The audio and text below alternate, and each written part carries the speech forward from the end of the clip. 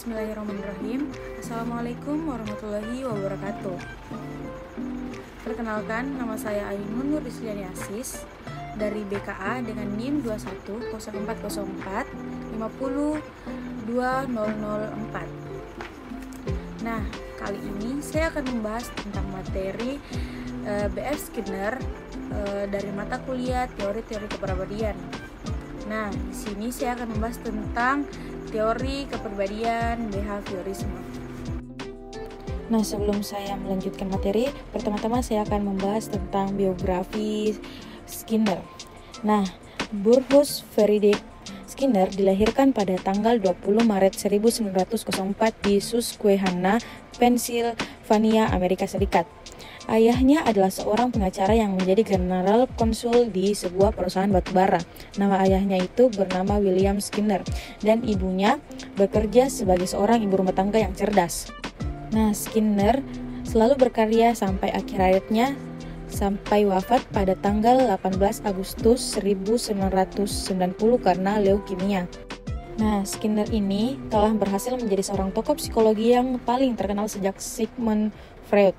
Setelah lulus dari sekolah menengah, ia pun melanjutkan belajarnya di Hamilton College di dekat Uchiha. Skinner berhenti menulis dan mengikuti kuliah psikologi di Harvard pada tahun 1928 dengan mengkhususkan diri pada bidang tingkah laku hewan. Skinner pun berhasil meraih gelar doktornya pada tahun 1931. Nah, itu dia sedikit biografi B.F. Skinner yang dapat saya sampaikan kepada teman-teman dan audiens kalian. Jadi selanjutnya itu saya akan membacakan materi hakikat teori behaviorisme Skinner. Skinner menekankan pada perubahan perilaku yang dapat diamati dengan mengabaikan kemungkinan yang terjadi dalam proses berpikir pada otak seseorang. Skinner melakukan eksperimen terhadap tikus dan selanjutnya terhadap burung merpati menghasilkan hukum-hukum belajar. Di antaranya itu yang pertama, law of operant conditioning, yaitu jika timbul perilaku diiringi atau stimulus penguat, maka kekuatan perilaku tersebut akan meningkat. Yang kedua itu ada law of operant extension, yaitu jika timbulnya perilaku operant telah diperkuat melalui proses conditioning, itu tidak diiringi stimulus penguat, maka kekuatan perilaku tersebut akan menurun bahkan musnah. Nah, di sini dijelaskan ada dua macam respon. Yang pertama itu ada responding conditioning dan operant conditioning. Nah, yang pertama saya akan menjelaskan dan saya paparkan itu yaitu responding conditioning. Responding ini yang diperoleh dari beberapa stimulus yang teridentifikasi, sedangkan operant conditioning adalah suatu respon terhadap lingkungannya. Respon yang ditimbulkan ini diikuti oleh stimulus-stimulus tertentu. Misalnya seorang peserta didik mengajarkan soal-soal matematika lalu mendapatkan nilai yang baik. Nah, materi selanjutnya itu ada dinamika teori behaviorisme Skinner. Jadi, kepedulian utama Skinner itu adalah mengenai perubahan tingkah laku. Skinner percaya bahwa kepribadian dapat dipahami dengan mempertimbangkan perkembangan tingkah laku dalam hubungan yang terus-menerus dengan lingkungannya. Konsep dasarnya sangat sederhana, yaitu bahwa semua perilaku dapat dikontrol oleh konsekuensi atau dampak yang mengikuti perilaku tersebut. Nah, di sini ada beberapa dinamikanya. Yang pertama itu pengkondisian. Nah, pengkondisian itu terbagi menjadi dua, yaitu pengkondisian klasik dan pengkondisian operan. Nah, pengkondisian klasik itu yaitu stimulus netral yang dipasangkan beberapa kali dengan stimulus yang terkondisi akan menimbulkan respon yang ada pada mulanya tidak dikondisikan menjadi respon terkondisi. Nah, yang kedua itu pengkondisian operan. Jadi pengkondisian operan itu adalah penguatan yang langsung dari sebuah respon. Jadi selanjutnya itu ada pembentukan. Nah, pembentukan ini adalah suatu prosedur ketika peneliti itu atau lingkungan memberikan suatu penghargaan atas pemikiran kasar dan yang dari perilaku tersebut. Lalu pemikiran ini yang lebih dekat dari terakhir perilaku yang diinginkan tersebut. Selanjutnya itu ada penguatan. Nah, penguatan ini memiliki dua efek, yaitu efek memperkuat perilaku dan memberikan penghargaan pada orang tersebut. Oleh karena itu, penguatan dan penghargaan tidaklah sama. Nah, di sini saya akan jelaskan, yaitu penguatan dapat dibedakan menjadi dua jenis. Yang pertama itu penguatan positif dan penguatan negatif. Selanjutnya itu ada hukuman. Nah, di sini hukuman adalah pemberian stimulus yang tidak menyenangkan atau menghilangkan stimulus yang menyenangkan. Nah, efek dari hukuman ini itu lebih tidak terprediksi dari penghargaan. Hasil lain dari hukuman ini yaitu penyebaran efek, karena setiap stimulus yang berhubungan dengan hukuman akan terhindar. Nah, selanjutnya itu ada jadwal penguatan. Nah, jadwal penguatan itu terbagi menjadi 5 bagian. Yang pertama itu penguatan berkelanjutan, interval tetap, interval berubah, perbandingan tetap, dan perbandingan berubah. Selanjutnya itu ada kepunahan. Nah, respon dapat menghilang disebabkan oleh beberapa hal, karena bisa terlupakan seiring berjalannya waktu. Nah, adanya gangguan dalam pembelajaran, adanya hukuman dan kepunahan. Kepunahan operan terjadi ketika seseorang secara sistematis menahan penguatan atau respon yang terjadi dipelajari sebelumnya sampai kemungkinan respon tersebut menurun hingga 0. Selanjutnya itu ada organisme manusia. Nah, di sini menurut Skinner, perilaku kepribadian itu manusia ditentukan oleh seleksi alam, praktik budaya, dan sejarah atas penguatan yang diterima. Seleksi juga bertanggung jawab atas praktik budaya yang telah bertahan, sebagaimana seleksi memiliki peran kunci dalam sejarah evolusi manusia, dan juga faktor-faktor penguatan. Nah, selanjutnya itu ada kondisi internal. Nah, di sini kondisi internal itu terbagi menjadi 3, kesadaran, dorongan, dan emosi. Nah, yang dimaksud itu antara 3 itu yaitu yang pertama saya akan jelaskan itu ada kesadaran diri. Nah, Skinner yakin bahwa manusia tidak memiliki kesadaran, tidak hanya memiliki kesadaran, tapi manusia juga menyadari kesadaran tersebut. Maka, manusia tidak hanya sadar atas lingkungan yang mereka alami, namun juga sadar bahwa mereka bagian dari lingkungan tersebut. Nah, yang kedua itu ada dorongan. Bagi Skinner, dorongan sebagian diungkapkan oleh psikoanalisis sebagai penyebab dari perilaku atau pikiran fiktif.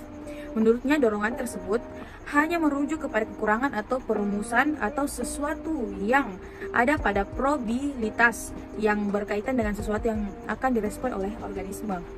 Nah, yang ketiga itu ada emosi. Nah, Skinner mengakui keberadaan subjektif emosi, namun emosi menurutnya tidak bisa diatribusikan dengan perilaku. Ia memandang itu emosi melalui faktor-faktor penguatan dan kemampuan terhadap bertahan hidup. Nah, yang terakhir itu ada perilaku kompleks. Nah, di sini tuh dijelaskan bahwa perilaku manusia amatlah kompleks. Namun, menurut Skinner, sekompleks apapun perilaku yang dibentuk oleh seleksi alam, evolusi budaya, dan sejarah penguatannya yang diterimanya. Nah, di sini tuh terbagi menjadi 6. Yang pertama itu proses mental tinggi. Yang kedua, kreativitas. Yang ketiga, perilaku tak sadar. Yang keempat, mimpi. Yang kelima, nah selanjutnya itu ada struktur teori kepribadian behavioristik. Nah, Skinner ini merupakan tokoh yang memang tidak memiliki ketertarikan terhadap struktural dari kepribadian, karena menurut Skinner dapat didapatkan dari sebuah ilusi yang dapat dijelaskan dan diprediksi dengan sebuah tingkah laku di dalam kepribadian. Nah, di sini juga menurut Skinner bahwa kepribadian merupakan hasil sejarah atau penguatan pribadi individu. Walaupun pembawaan genetis turut berperan namun penguatan-penguatan menentukan bahwa perilaku khusus yang terbentuk dan dipertahankan serta merupakan khas bagi individu yang bersangkutan. Nah, di sini tuh ada 2 klasifikasi tipe perilaku. Yang pertama itu perilaku responden, yaitu respon yang dihasilkan organisme untuk menjawab stimulus secara spesifik berhubungan dengan respon tersebut. Nah, yang kedua itu adalah perilaku operan. Nah, di sini jelaskan respon yang dimunculkan organisme tanpa adanya stimulus spesifik yang berlangsung, maka terjadinya itu sebuah respon. Nah, selanjutnya itu perkembangan teori behavioristik. Nah, Teman-teman, bagi Skinner itu, gambaran ciri kepribadian itu dapat diterjemahkan dalam sekelompok respons spesifik yang cenderung diasosiasikan dengan situasi tertentu. Nah, ketika orang berinteraksi dengan orang lain, orang tersebut di reinforcement untuk melakukan tingkah laku yang dominan. Semua dikembalikan dengan kepada riwayat reinforcement yang diterima oleh seseorang. Nah, yang pertama itu ada patologis dan perubahan tingkah laku. Jadi Skinner berpendapat bahwa tingkah laku abnormal berkembang dengan prinsip. Nah, prinsip yang sama dengan perkembangan tingkah laku yang normal. Kelainan tingkah laku itu adalah kegagalan belajar membuat seperangkat respon yang tepat. Nah, kegagalan itu tersebut dapat berupa kegagalan tingkah laku, terus kesalahan penguatan, kesalahan memahami stimuli, dan kesalahan secara merespon yang salah. Jadi dapat disimpulkan bahwa tingkah laku abnormal harus dipahami melalui sejarah reinformation yang diterima seseorang. Yang kedua itu ada modifikasi tingkah laku. Jadi beberapa teknik berikut merupakan teknik yang dilakukan oleh Skinner, tetapi mungkin juga dikembangkan oleh atau disempurnakan oleh ide-ide pakar lainnya, yaitu yang pertama itu pembanjiran atau flooding. Nah, di sini dijelaskan bahwa flooding itu membanjiri klien dengan situasi atau penyebab yang dapat menimbulkan kecemasan atau tingkah laku yang tidak dikehendaki oleh kendaki dan bertahan di sana sampai individu itu bersangkutan menyadari bahwa malapetaka yang akan dicemasi tidak terjadi. Yang kedua itu adalah terapi aversi. Nah, pada terapi aversi ini, pengaturan kondisi aversi diciptakan oleh terapis. Keberhasilan suatu treatment menurut kinerja keras dari klien dan bantuan optimal dari terapis. Nah, selanjutnya itu pemberian hadiah atau hukuman secara efektif. Jadi, strategi terapi ini untuk memperbaiki tingkah laku anak dengan melibatkan figur di sekeliling anak sehari-hari, khususnya orang tua dan guru. Yang selanjutnya itu ada latihan keterampilan sosial. Jadi, yang dimaksud latihan ini banyak dipakai untuk membantu penderita depresi. Nah, yang mungkin karena tidak memiliki keterampilan untuk memperolehnya, kepada penderita diajarkan teknik-teknik khusus dalam berinteraksi sosial. Yang terakhir itu adalah kartu berharga. Jadi, kartu berharga itu teknik yang didasari pada prinsip pengkondisian operan didesain untuk mengubah tingkah laku klien. Nah, hadiah dalam bentuk kartu berharga ini diberikan kepada klien setiap klien memunculkan tingkah laku yang dikehendakinya. Nah, bisa divariasikan juga dengan memberikan hukuman, yakni mengambil kartu yang sudah dimiliki klien kalau dia melakukan kesalahan. Nah, teman-teman, itu dia tadi pemaparan materi dari saya terkait teori kepribadian behaviorisme Skinner. Nah, selanjutnya itu saya akan menampilkan sebuah video contoh bagaimana itu perlakuan Skinner terhadap teori kepribadian behaviorisme. Siapa yang bisa menjawab pertanyaan nomor 1? Saya, Bu. Kerakyatan yang dipimpin oleh hikmat kebijaksanaan dalam permusyawaratan dan perwakilan. Wah, Titin memang anak yang pintar. Good job. Coba selanjutnya Dion untuk menjawab pertanyaan nomor 2. Jawabannya Persatuan Indonesia, Bu. Salah, Nak Dion. Jawabannya adalah keadilan sosial bagi seluruh rakyat Indonesia. Karena kamu salah menjawab, saya kasih tugas untuk menuliskan apa saja isi dari Pancasila.